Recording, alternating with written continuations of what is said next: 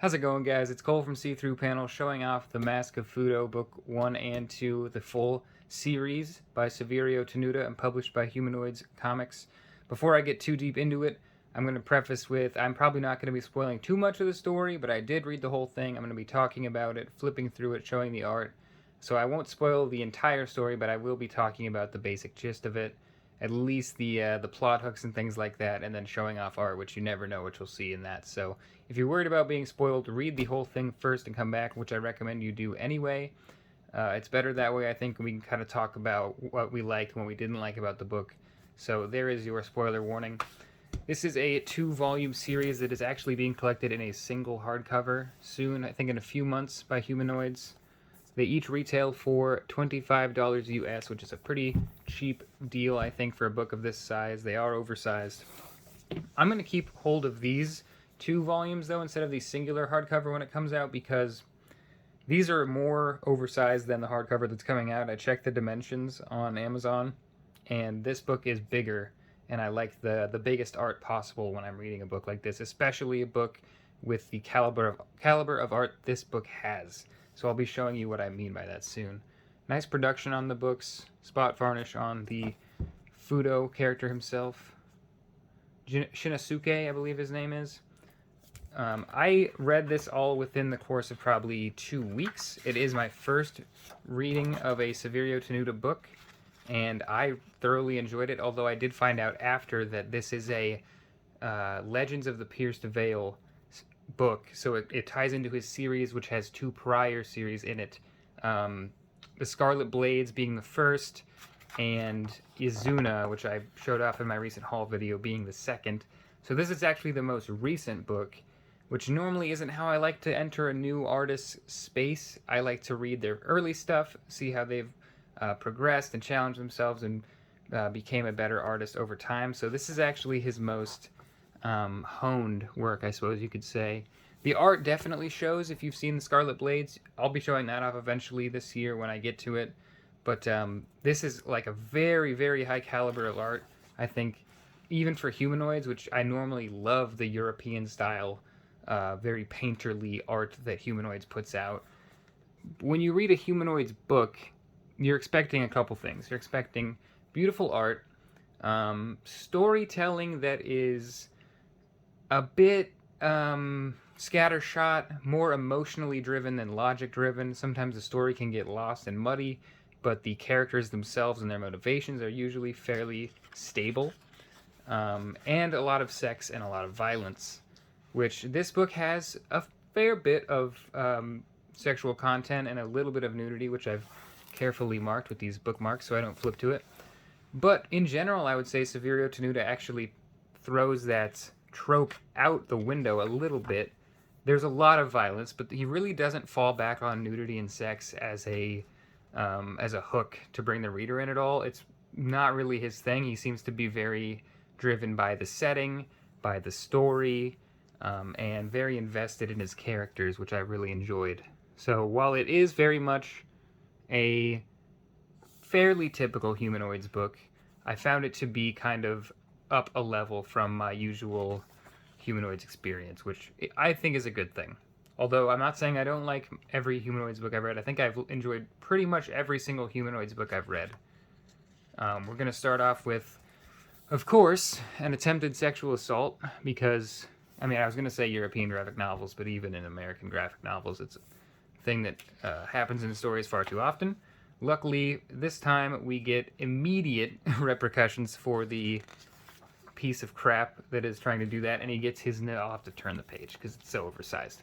Gets his nose just taken off of his face by a staff, which is awesome to see, and that's our first sense of how the violence of this book is going to be portrayed. It's going to be over the top. There's going to be a lot of blood, and it's going to stay that way for the rest of the book. So luckily, something like this content, like sexual assault stuff, not prevalent in the book. Just kind of here to set up how much of a scumbag that character is, and he is not too important of a character, and we will luckily, spoiler, see him get his own here soon. So our main character stops his sister from being attacked by this terrible person. He finds a mask in the ruins, as you probably noticed earlier. in this beautiful, beautiful vista that Saverio Tenuta has painted for us. That is the soon-to-be-named Mask of Fudo. And he saves his sister, declares himself an Oni. I should say the setting for this is a feudal era Japan, I think. I'm really not well versed in this. The Bakufu era, where essentially the shogun is all-powerful. The emperor is still there in name, but I think Bakufu literally means like a tent government. Where the shogun goes, the power is. The emperor is really just a namesake. He doesn't have a lot of control. And in this setting, I'm sure it's not completely faithful to history, the emperor is literally locked up in a prison and monitored so that he cannot meddle in the affairs of the shogun, who is really in control in all but title. And this setting is basically that, and you can tell Saverio Tenuta has taken his time and done the research. I didn't know until the very end, after I read some stuff online, that the gods worshipped by the mother of Shinosuke, our main character, is a real deity that existed. The cultural phenomenon of Shinosuke's family being kind of like, oh, there it is, non-human is the Hirakute people. They're seen as a lesser class. That is accurate to the time. And a lot of the mythology is really accurate to the time. The really fantastical elements, though, are that mythology being manifested, gods playing in the world, magic of some sort, mostly hyper-violence, and really just a really interesting setting that had me doing a lot of research after that. I'm glad I didn't do before, because I think it would have made it less mesmerizing for me, because as I moved through this story, I was really intrigued by the world, but I would have liked some of that information going in, so maybe just a general sense of what's going on would have been good, but he does a good enough job to kind of show you what the whole deal is about. I've been flipping through this as I talk over and over, so I'll start getting into the story. The woman is, the mother is a horrible mother, makes Shinosuke sleep in a barrel some nights when he's bad, well, when she thinks he's bad, and he works his butt off butchering fish and perhaps catching fish as well. But he gets an in to maybe a higher calling when this doctor comes into town and has declared that he is looking for a priestess of his mother's faith to help him, and she is the only remaining priestess, so he's thinking this could change our lives. Unfortunately, the son of that doctor is the guy that has no nose anymore, and so a lot of drama is occurring. He's trying to hide his face, because when he cut the guy's nose off, he was wearing the mask, so he's trying to talk, not as much. Unfortunately, things go south. His sister is taken, and there is the impetus for the rest of our story, is basically a revenge story. It is saving his sister, but it's mostly hyper-violent revenge, trying to get to his sister by butchering many, many people. And so there's the hook. His friends accompany him and remain really great side characters who are named and renamed later on. It is really a great opening hook for a story, I think. It was really pulled me in. In the middle, I think it kind of fell off a tiny bit because we lost the thread of revenge and saving the sister, I think, and kind of just went into ninja/samurai combat and just a lot of violence and things. I'm gonna show some spoilers here, but I mean it's a good one.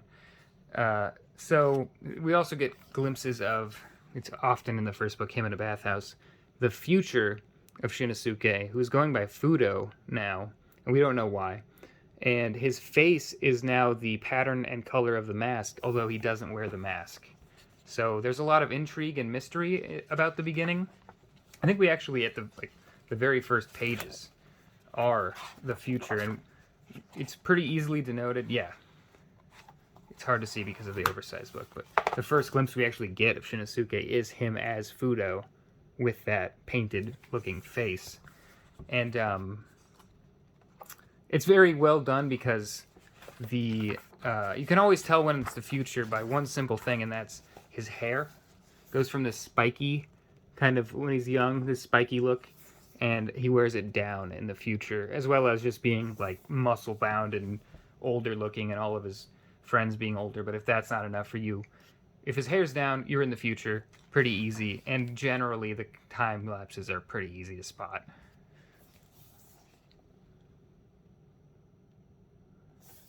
Like, I'm gonna go to the second book here soon, but as I said, the art in this book is just gorgeous. I think Saverio Tenuta really excels at painting. The colors are wonderful and very dynamic and very deep, and honestly very helpful for the setting to really immerse you in the story. This layout here. Although I don't think he does a ton with layout in the book, this spread here is actually like two of my favorite layouts, where we have the water bleeding into this reflection of his sister, reminding him why he's doing these horrible things that he's doing, like ripping this guy's throat out. And then this kind of zoom in into the shadows under the helmet to reveal this kind of demonic figure that we're not sure what it is, but it sure does look like the eye slits of that mask. I really love this. It's not a spread, but these two pages here. I will flip to the second book, and like I said about the nudity, you'll notice I only have one bookmark in each of the books, meaning that there is only like 2 to 4 pages of nudity in the whole series, which is honestly nice. I don't really care normally, but when I'm doing videos like this, it's nice to not have to skip every single thing. I'm going to skip straight past it just to get it out of the way. So you can tell things have upped a little bit. We're doing some magic weirdness. There's a lot of red going on. By the time we're in the second book, the stakes have... This is much toothier paper, I feel like. By the time we're in the second book, these stakes are a lot higher. The story has gone very far. There's new characters.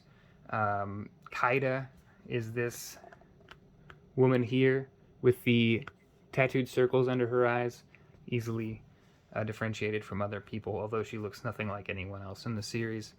The mother looking really ghastly and honestly like an actual ghost in that they're manifested in red. You don't get to see the Emperor clearly in his prison, which is a very cool effect. Also very, what's the word? You can't tell his gender. You don't know if he even has one, really. He's just kind of like a godly figure, a person that's honestly has equal sides feminine and masculine features, which I think is really cool.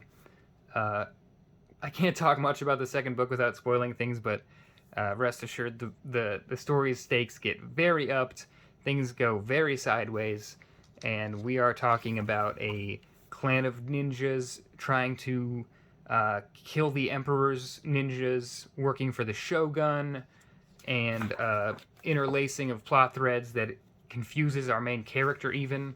Kaida being the kind of thrust for those weird, almost inexplicable changes in behavior of some characters, and her pursuits are not aligned with his, although she does claim to be on his side, and she is kind of his companion throughout this book, although she seems to be playing both sides at a lot of times. And a lot of intrigue in the second part, and I would say, like I said before, sometimes these Humanoids books, these European novels, they are more emotionally driven storytelling than narratively driven. And while I do think that is true of this book, where sometimes things don't make complete sense and motivations are a little odd or hard to explain or understand, reading the whole book really makes things pan out a little more. It really shows that some things really did make sense along the way, and there was some people working in the shadows in the background to twist things, and it's not just Saverio Tenuta kind of getting mixed up in the plot. I think he actually has a very well-structured plot. This is probably one of my favorite Humanoids books that I've read, to be honest. Oh, this, when he changes up his style to be kind of like the traditional Japanese, I don't know what to call it. Sorry, I'm not well educated on that, but very cool. Almost blurry. Like he's not working directly on paper or something, or like something hazier. Like the line bleeds a bit, I'm not sure. But it's a very cool effect. And I know a lot of people don't vibe with the European kind of Jodorowsky Humanoids style. I always see on like reviews of these books, that's not these books specifically, but Humanoids and other European publishers, that the story wasn't great, but the art was fantastic. And I could definitely see a lot of people thinking that about this story, but I think I'm in the probably smaller group of people that really enjoyed the story, found it super interesting, mainly because of the setting being so deep and well researched. And I just was taken by it. I'm really excited to read Scarlet Blades and Izuna. It's unfortunate that I read this first, but from what I can tell, I don't think this is really a spoiler. This is kind of a prologue of a side character. I think Fudo appears in the Scarlet Blades, but he's not the main character. And this is kind of just a backstory for a side character, which is really not super problematic that I read this first. But I would recommend doing this maybe last if you're going to go in. Beautiful, beautiful page there. Beautiful panel. This is where some more mythology seeps in with these kind of more looking aged pages. I do love the way he draws water. I love to look at how different artists draw water. And Tenuta has just a very classic, traditional painted water with all these kind of geometric shapes in the brine. This whole scene is just underwater. It's just gorgeous. But yeah, past this, I think I'm going to be spoiling some things, but you can see some weird design here that's really cool. And I do want to show you one more thing, although it is probably a spoiler. One of my favorite bits of the book. Well, besides him getting stabbed with like 7, or more than 7, swords telekinetically, which is awesome. Corpse monster flowing up from the water. Even more water stuff mixing with human flesh, which is crazy and awesome. Yeah, you can tell things go from like little kid finding a mask and hitting people with a stick to like some crazy deity fights and blood magic and divine intervention. Here we go. This panel right here is one of my favorites from the series because it's so bizarre. The design of the character is so bizarre. He's kind of this stretched out humanoid form. Even his fingers kind of drag. His eyes have that symbol that you may have seen before in the art that I haven't been pointing out necessarily, but it has appeared multiple times.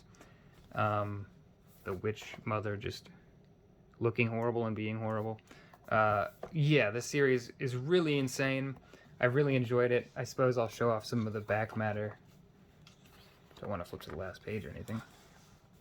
Pretty decent back matter in these books. I mean, obviously I don't buy any books specifically for that, but I do enjoy to look at process art and covers and posters and things of that nature, so this is pretty cool.